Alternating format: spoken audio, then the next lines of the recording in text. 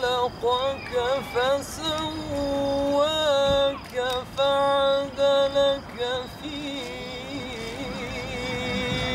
أي صورة ما شاء ركبك كلا بل تكذبون بالدين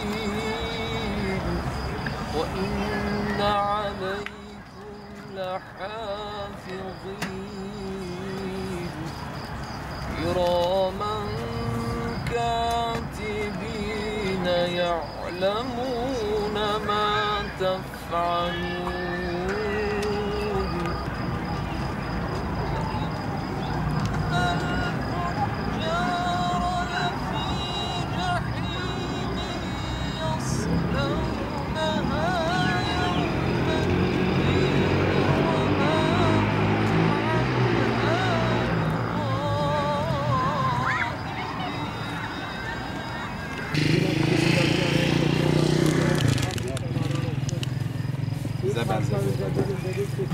Ama maalesef bu sene vaktimiz biraz kısa sürdü.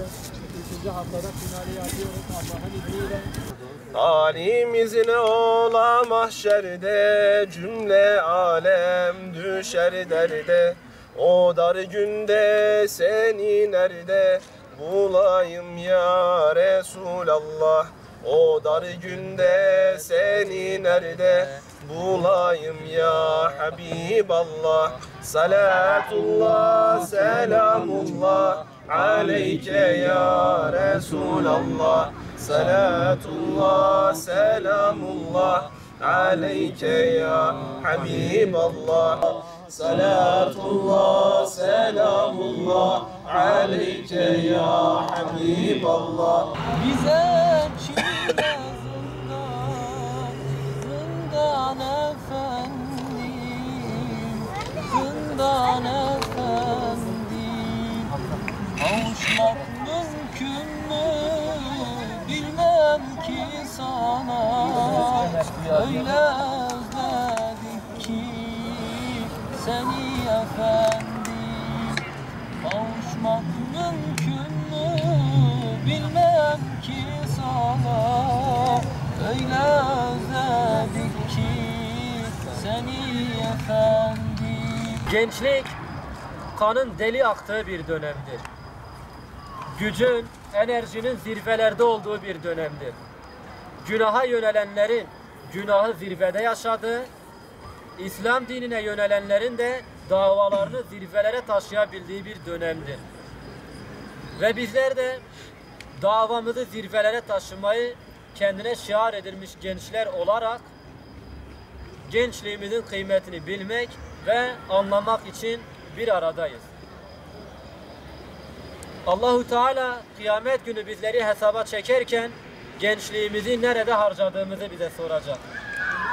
Ben sana gençken güç verdim, kuvvet verdim. Sen bunu nerede harcadın? Aynen para gibi, mal, mülk gibi hesabı sorulacak.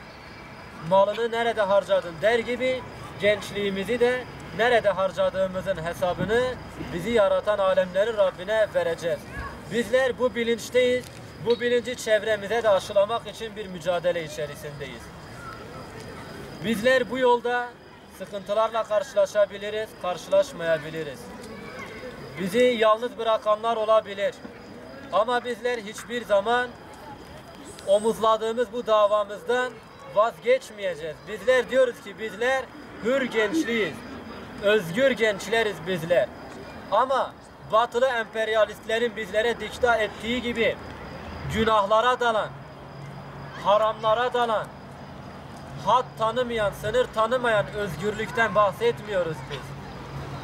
Bizim bahsettiğimiz özgürlük gerçek özgürlüktür. Nedir gerçek özgürlük? Allah'a kul olmaktır. Allah'a kul olan özgürdür. Allah'a kul olmayan da paranın, malın, mülkün, kadının kölesidir. Bizler bunlara kul köle olmayacağız. Her şeyimizi alemlerin Rabbi için değerlendireceğiz. Attığımız her adımı. Bu uğurdayız, bu yoldayız.